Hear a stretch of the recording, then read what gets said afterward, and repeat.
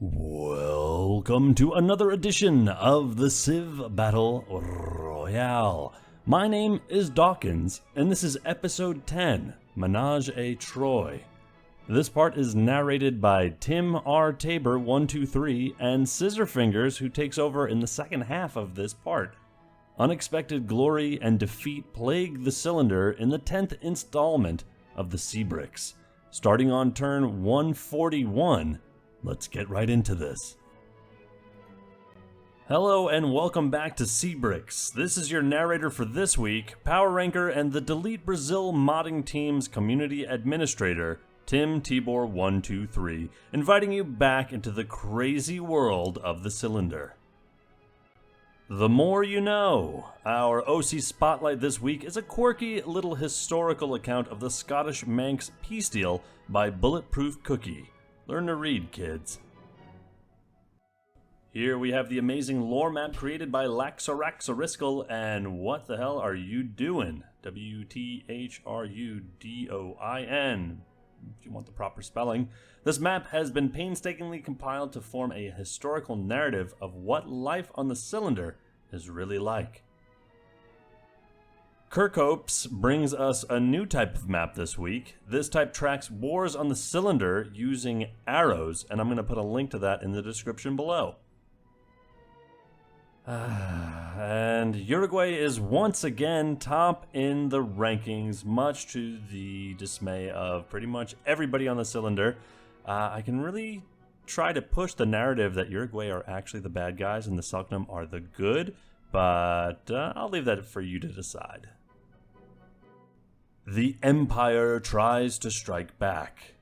In our first slide, Venezuela attempts to retake its ill-advised Cuban colony. Meanwhile, in the background, we can see a rather large Iroquois navy suspiciously close to Haiti's Floridian holding. Could Hiawatha be planning something? The Great Maple Syrup Raids of 600 AD. Having had his entire nation effectively reduced to rubble by Poverty Point, Métis, and the Iroquois, Mackenzie King decides to rebuild by taking a valuable Yupik maple trading outpost in the Great Northern Tundra. Author's note, India and Nepal have also signed a peace agreement, as we can see on the sidebar. And the title of this slide goes to all those who may or may not be on the Discord, which you should check out and is linked in the description of this video. But I made the wonderful mistake of repeating myself with this phrase. I'm so impressed with Sulu this test. They are a real contender if they continue to play their cards right. That'll be under Sulu spam. But anyway, let me click over now. Sulu uses its unique trireme, the proa, and a swordsman to attack Pathine. Between the small naval force and amount of nearby Tongu melee units that could flip it back, I don't expect this to go anywhere. Deep Blue Sea. Oman and Maratha declare war on one another, with the Marathan Navy distracted in the South China Sea-ish area, and the Omani Navy being rather small. I don't expect much to come of this. Real quick, Deep Blue Sea, that movie with Samuel L. Jackson and LL Cool J, so scary. I thought it was so scary when I grew up, and I'm so afraid of sharks as a result, so there. Life in the Outback. The Murray settlement of Gunnedah is settled near the faith-based Uluru Natural Wonder. An Australian settler retreats in disappointment as many profane words can be heard in a faint mumble. But isn't that how Australians kind of speak all the time? Anyway. Also, can we take a moment to appreciate Papua's power play by owning Bob Hawke's hometown of Perth? It's pretty sweet. Daredevil of the Mediterranean. Enrico Dandalo uses his powerful, unique unit to siege Omar's coastal desert fortress of Derna. The blind merchant has been doing surprisingly well for a civ that likes to fumble right out of the gate in AI games, but one can't help but wonder if he is risking a war with the Moors and thus losing Marano with all these naval power plays. Taking cities does incur a diplomatic penalty after all. Author's note, Vikings and the Sami declare peace. An expected claim and an unexpected claim. Maratha's southern coastal cities grow large enough to claim a tile in Sri Lanka. Oh, and the Seljuks have the Maldives now. Yeah, that's pretty weird. Rise and fall. Someone tell Ryoma this isn't Civ 4. He doesn't need to claim Taiwan before industrialization to get a historical victory. That being said, it certainly doesn't hurt to have a southern China holding, and with the decently strong naval force and small amount of Cantonese naval units, this doesn't look like a holding that will fall easily. Burning Tundra. The Viking peace deal a while back leads to a Sami capture of a city near IRL Lapland. Apparently, Adni has taken up arson as a hobby. Verna, Attila, and Shi Huang must have been giving her tips during the submarine's knitting club. Author's note, I apologize to our Swedish and or Sami viewers if I get the geography here wrong. Hey, they're trying. Canada continues to pelt the Yupik trading post with attacks, and a settler can also be spotted by Calgary. Can't say they aren't trying at least. Author's note, the Salkdom gotta wonder, Nanmandol. No, really, they got the Lovecraftian horror island as a wonder, and I didn't make this up, I swear. Surprise aside, it buffs the coastal city it's built on by giving sea tiles +1 gold, food, and production when worked. Pretty nice. At least this is part of the most relevant to a Royale setting. They also get an assortment of cultural buffs, which is so great. A well-fortified empire. Qin constructs the fort tile improvement on its Tonggu border. The Cantonese unit most likely to take back Macau doesn't look long for this world. 'Tis not a pirate's life for them, indeed. Author's note, Vikings versus Scots hype. Oh, and a Qing settler is around the Philippines. Neat. Not Tonga time. While we can see a rather status quo image of the Oman-Palmyra War, the real story here is on the notification bar. New Zealand versus Tonga. Oh, and a peace treaty involving Moors and the HRE, whatever. Damn, this new emperor is weak sauce. Hashtag Bismarck Term 2 for 800 AD. Valhalla I have come. The Holy Roman Empire and Viking navies surround Scotland. I expect the Great Wall to keep them out, but cool to see the Canute vibes the Civs are giving off by storming Britain. Sweet stench of victory. The Moors have successfully held on to the Holy Roman Empire city known as Cologne. This city will make fighting war with the Germanic Civ much easier in the future for Abd ar-Rahman III, due to its status as a pathway to the Empire's core. Narrow naval non-action. With the narrow pathways to Tonga's core, bad AI naval pathfinding being an issue that strikes often, and Sudan's small navy, New Zealand could botch this war in my honest opinion and do it real quickly and very poorly. Good luck. Oh man, Mukhtar. Derna is now in the red. Not a great sign for the colonial-era independence activist. He's going to need to shore up a defense if he wants to keep that city. Feuds of past and present. Koya's conquest of the Yupik seems to be going well. The Aleut tribes in the area that pledge loyalty to Apanongapek in exchange for protection should be subjected to his rule in a mere few turns. Babylonian spies are giving us word that rumors have started spreading in the village of a fabled successor to the Great Ice King, a ceremonial rule in Yupik society believed to have existed in previous cycles of the world. The king's name? Agugux. Is that really it? Viva la Macau. Being dissatisfied with the rule of Sakamoto Ryoma, the people of Macau have taken to developing their own liberation front to reclaim the city of Qingxi. Derna stands tall. Dundalo naval invasion fails. You may notice a certain oceanic player making another power move if you look at the sidebar though. Sudan, get over yourself. You're losing to Tonga of all civs. Really? Given how small the attacking navy was on this theater's previous slide, and how close the city is to Tonga's core, I think it'll fail. Uruguay, the new core land? While the mainland is the boring old meat grinder you'd come to expect from a Kwikoro-centric war, the ocean surrounding the two Amazon dwellers boasts a mildly interesting development. Uruguay is following of IRL Corlin's footsteps of being an unlikely colonizer of Trinidad. King of the Hill. A messenger arrives in the court of Mackenzie King. King, urgent news. King saw the young lad and gave him permission to speak. General Pearson reports success in taking the trading post of Casiglug. We have triumphed. Confused, King incredulously replied, Wait, you guys thought I was serious about taking the city? I was just joking. Ring of Fire. Eadne demands tribute in fire from her new subjects acquired from the Goths' peace treaty. That knitting club was an elaborate front for an arson-themed cult.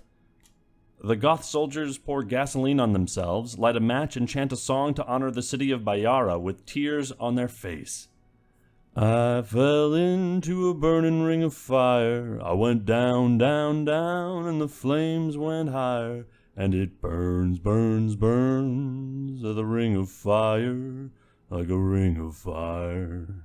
Legends say that the fire was used to bake cookies for all of Adne's wonderful grandkids. Hopping Mad Geronimo. Frog Lake is besieged by the Apache.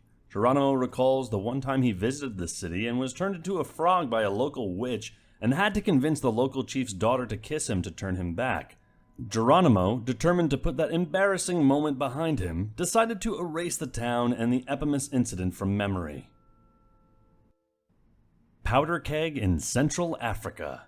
With all of those troops skirting around the borders of the 4 civs pictured here, it's only a matter of time until a border dispute escalates into a full-scale war. Saddam getting his act together? Not much to see in the Papua Murray War of Northern Australian Consolidation, or the PMWONAC for short. That's so much shorter. But Saddam is on the mainland with a settler and 2 spearmen, which is pretty cool. Maybe this will be the start of a turnaround for old Dick. Skynet is now loading. Uruguay has a rather filled out carpet in this shot. Not a great sign for the 59 civs left that aren't Uruguay. Monty and the quest for Maracay. Montezuma guides his men into Maracay. Upon arriving at the city gates, he is greeted by many peasants wishing to be free of Maruto's rule. They praise the immortal man and compare him to a god. Rather annoyed at the town's clinginess, the Aztec gives out an order to his garrison. On second thought, Maracay is a silly place, and retreats to his personal fortress of Tectochilan. Author's note, Venezuela and Haiti declare peace. If at first you don't succeed, Manoa tries another coastal North African invasion. Considering Venice couldn't pierce this city's rock-solid defense, I doubt the weaker Manoa unique unit will do much. Author's note, on the sidebar, you'll notice another Algeria versus Songhai war. Not much to see here. As expected, the Aleutian Islands flip to Haida. Local Yupik fishermen lament that they will no longer leave the Bering Sea to catch their fish. Sulu reinforcements. To be honest, I haven't really been covering the Tongu-Sulu front much, but simply because I expected it to fizzle out. To my surprise, it looks like the Hot Pink Empire might actually take the island city of Dala. Empty front lines. The coastal Algerian city bordering Songhai is taking heavy naval damage, and Kano seems well protected by the entire western flank, which seems pretty exposed. If Algeria played their cards right, they could be a real contender. God damn it! Did I just do Sulu spam? Trouble in Paradise. Sayasi is in trouble if he doesn't either conquer the city or recall his forces to protect the homeland soon. Hyderabad move. The Seljuks, desperate for a win, attempt to take the infamously well-fortified Hyderabad. Not a great plan overall. I fully expect this to blow up in their face. Perhaps a Palmyra intrusion or Parathian declaration of war. Grandma demands tribute. Needing more fire to bake her sweet grandchildren more cookies, Eadne attempts to take the Evenk city of Alihi with her naval forces.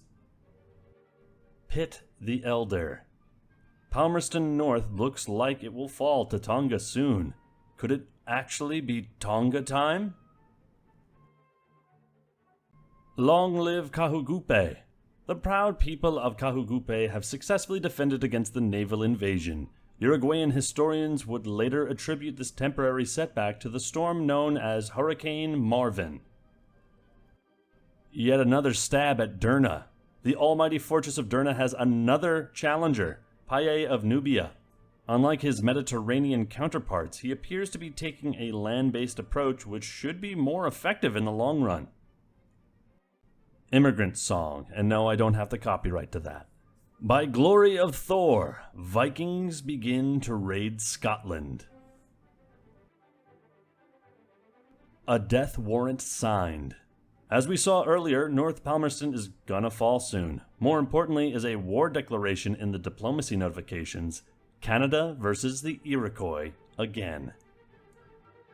Maple Syrup War Mark II.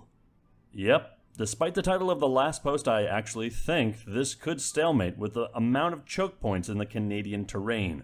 Author's note, passing this off to Scissorfingers, who you may remember for the Papuan romance episode, which y'all seem to really like. Mainly because of his recent temporary move to a country that won't have access to CBR content due to online censorship laws, and I'll give you a hint as to what that is. It's China. Nuku Alofing around. Hello everyone, it's user Scissorfingers stepping in to finish this narration. This part is shaping up to be real exciting and I'm very happy to finish it. We resume in Oceania. Tonga's only chance to take Palmerston North is a sole-embarked pikeman that's half dead. So not very good odds. In even worse news, New Zealand has sent their navy almost unchallenged into the heart of Tongan territory. Is it Tonga time?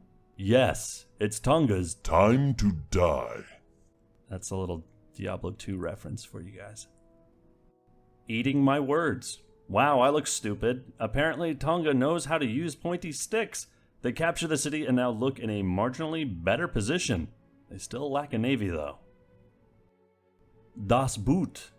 The Vikings begin a futile assault on Edinburgh, but the promising thing is that their naval production has finally kicked into high gear. While the Vikings fight on their boats, the HRE has decided that instead of boats, it shall send settlers through the sea and maybe even settle on Iceland to avenge their failed conquest last part. Cornwall Ali. The Moors have a foothold on the Isles now with a well-placed citadel. The Manx have obvious naval superiority, but as the Moors grow their ability to land on the Isles, that superiority wanes. Cooties. Nubian commander. We have them on the ropes. All we need to do is come in and take the city. Nubian soldier. But sir, we sent our only infantry on a Mediterranean cruise last week. Nubian commander. What kind of idiot authorized that? The Nubian commander was sentenced to death later that day for blaspheming against the Pharaoh Paye. Marathi Islanders. Several Tongu councillors went into the chambers of the Samrat Bayanang. They complained that the Bayanang strategy of selling timeshares on important waterways to the Maratha was killing any chances of southern expansion. Bayanang silenced them and regaled them with the tale of his most recent sale of the island closest to Bago to Shivaji. Gwalior it was now named. You're blighting me dry. The Days in Blida have organized a defense of the city, not realizing that they lack forces to actually command and are only commanding each other. Abdelkader sees no problem in this lack of troops and orders the new Days be appointed from his cadre of televangelist friends. Nuku Aolofa. Sidon sends his triremes to attack the Tongan capital, and although his ships are damaged, he is confident in his ability to take at least one city. A group of Omani sailors, also angry at Tonga for some unknown reason, also take part in the siege. Point more sticks at me, Daddy Lavalleja. Uruguay needs to stop taking steroids. If this was the Tour de France, Juan would have been banned for doping. Leroy Jenkins! Ha ha ha ha ha! You all thought I was crazy. You all confined me, Minos of Crete, to madness. But I showed you all. Derna is mine. Signed respectfully, King Minos of Crete, Destroyer of Worlds. Alice in Down Underland. Raja Papua was obviously angered by the new settle of Alice Springs next to his area of influence and declares war on the Australians. With his war with the Murray, though, one has to consider if the Papuans are pushing their luck. Danelaw 2. Ragnar has lifted his siege of Edinburgh and focused his fleet onto St. Andrews, a much more realistic target. Eagle-eyed observers will notice the first Viking longboat on enemy lines. Balankababd. Matota seems more interested in burning the Semian countryside. Gudit prays that his taste for vandalism does not translate to cities well. Macau. Shikoku recapture Macau, but the city looks primed to fall again. This constant back and forth is draining both Canton and Shikoku. A quick solution must be reached if either civ wants to not be bogged down in a pointless war. Gibraltar woes. The Moors are in a pickle with their recent declaration of war on Algeria. They are easily stronger than Algeria, but the nature of geography means that their navy is split in half by Algeria. This allows Algeria to punch well above its weight and deal blows to the Moors. Who are the real monsters? Are the real monsters Soknam with arbitrary eldritch memes thrown at them? Or is it the mutual Uruguay, designed for greatness and engineered to perfect? I'd argue the real monster of the cylinder is the Blue Empire of South America, and I would agree. Indus? I've heard of her. Indira woke up from her dream of a united South Asia and looks at the map her court Brahmins drew for her. She realized with a shock that there was a perfectly good spot on the river Indus that she forgot to settle in hundreds of years. She quickly wrote a letter to the legendary garrison of Hyderabad and told them to gather men and women and head north to settle the city of Kanpur on the river banks. In other news, Oman calls it quits and gives up on the love triangle that is centered around Indira. Indira, saddened by this, decides to punish the only empire she can afford to, and citadels the Seljuks. Ya pack up. Haida forces close in on the Yupik capital, and with the sheer number of forces that Koya brought to the front, I have a hard time believing that the Yupik can hold on to their capital. East Germany. The HRE settled Nuremberg on Iceland after their botched conquest, and it sadly looks like they got the shitty half of the island. The Manx also seek to settle the island, maybe on the northern unclaimed bit. Race for Danelaw. St. Andrews is on death's door, and it looks like either HRE or the Vikings could make a decent shot at capturing the city. Whoever wins out of this could decide the fate of the North Sea for the rest of the game. A walk of, rowabout. Every Australian trireme seems to have been vandalized in some way. The large formation of Australian ships should scare Sulu, but with boats as damaged as these, I doubt they'll accomplish much. Big, Bad, and Blue. Although Kwikuru have been defending quite well, the recent surge of Uruguayan troops should scare Anetu as well as everyone on the cylinder. I doubt there is a civ on the cylinder that can defend against an attack like this. Green Peace. Murray and Papua both end their enmities in order to let Papua focus on the much bigger threat of Australia. Maybe they will unite to fend off the larger Australian hordes. Korean Khan. The city of Sanud might fall with the entire battalion of composite bowmen around it and the warrior in wait. This does not concern the Khan, though, as it seems that he brought just another settler in case he lost the city. I wonder if the citizens of Sanud feel abandoned. Bureaucratic nightmare. Algeria has more generals than units. Blida has fallen. Has Abdelkader ever heard the adage, "Too many chiefs spoil the broth"? Or I think there was another thing. Too many cooks. Fight 'em in the streets. When hearing of the Iroquois fleet's arrival to besiege the city, the people of London gathered in the town square and demanded the presence of their local governor, Sir Bojo, who declared he was announcing from the Canadian Union and that there would be no deal. Ray Sing Hell. The Seljuks are right screwed. They have no forces to defend Ray from Palmyra, and all their actual forces are bogged down fighting in the west with India. All that needs to happen to ruin their day is for Mithridates to look down and join in on the purple conquest of the Seljuks. The Great-ish Plains. I've got to hand it to the Apache. I thought they would surely lose the war against the Métis, but they have constructed a good defensive line and seem prepared to fend off any further advances. Another attempt at Frog Lake should be made, though. A well-placed unit, and it could fall. Burning Man. It looks like whatever the miners of Semien did to Zimbabwe, but it looks like Mutota will not be stopped in his conquest to screw miners. The people of Balankab worry how long the miners will last the pillaging and prepare the defense of their city. Go back to New South Wales. Raja Papua will not be deterred in his quest to rid Northern Australia of the vile Southerners. Did some Aussie call him something untoward? Alice Springs is surrounded by Papuan Karaks, and I bet it'll be a much more neon shade of green soon enough. The Un-Ghost Fleet. Nzinga sends the first of her boats to the city of Kangaba. A good move, as Songhai seem to have misplaced their navy and can't find it now. Askia would be well advised to reinforce the city. Operation Al-Angalia. The Moors make their desires on the Manx Isles clear and send a declaration of war to Castleton. Although Manx is a formidable naval power, the Moors are nothing to be trifled with and have only a few cities at risk of counterattack, while Manx is fully exposed to attack. Elsewhere in Britain, St. Andrews has been stormed by a longboat crew, and they have set fire to the city, pillaging everything in sight. Is this the first of many Viking raids on Britain? One does not simply walk into Mordor. The residents of the new Gothic city of Bayara seem uncomfortable with the neighbors in Sauron.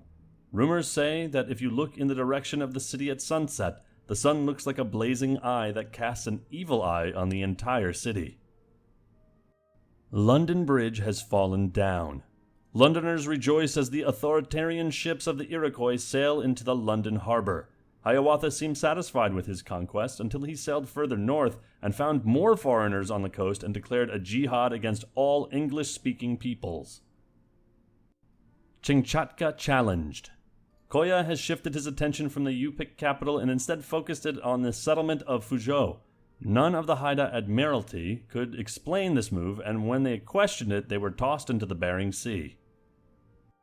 Blasphemy in architecture? I find it funny that when Scotland built the Great Wall, they were immediately dismantled by all their neighbors. Maybe the Great Wall was just a bulletin board that insulted all of Scotland's neighbors. Ragnar continues to burn St. Andrews to the ground, and it seems like Scotland is forever confined to the borders of IRL Scotland. Kanga banged. The Congo naval campaign has fully arrived at Kangaba, and the city does not look long for the world. If Nzinga plays her cards right, she could capture every Songhai naval city. Askia seems to not have any useful amount of units in his corps to contest their captures. This could be the start of an anti-Songhai movement in Africa. Don't bring a sword to an arrow fight. Ray, despite common sense, remains untaken by Palmyra.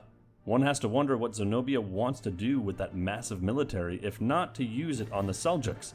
The Indian desires on Nishapur has not manifested, both sides having settlers on the front lines. Notorious Nanetsi Navy. The Evenki city of Ahi was attacked by the Sami earlier this part, and that failed. The Nanets saw this failure and could not pass up an opportunity to dunk on the Sami by sending an actual force to capture the city from the Evenks. Giga Grandma. Ayadni was sitting by the hearth in her cabin, taking a nap when her granddaughter Ali shook her awake. Grandmother, the governors are here. I already know the Empire is doing fine. I don't need some grumpy men who can't appreciate a platter of my best cookies to tell them that. Ali looked worried for a second until Ayadni continued. If you cancel today's meeting, I'll give you a batch to take home. Ali grinned and walked out of the cabin and started shouting at the curmudgeonly governors to beat it. After a few moments of rude gesturing, Ali walked back into the cabin and saw a knitted satchel filled with baked goodies materialized in Ayadni's hands. Immortals made no sense to Ali, but as long as she was concerned, the Sami got the best one. Purple Provocation.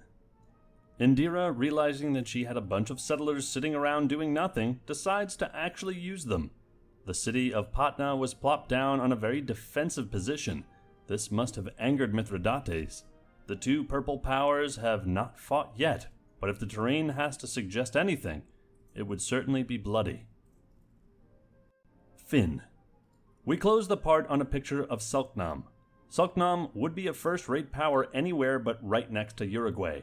It seems like the unstoppable blue is making their way down in the form of a trireme fleet.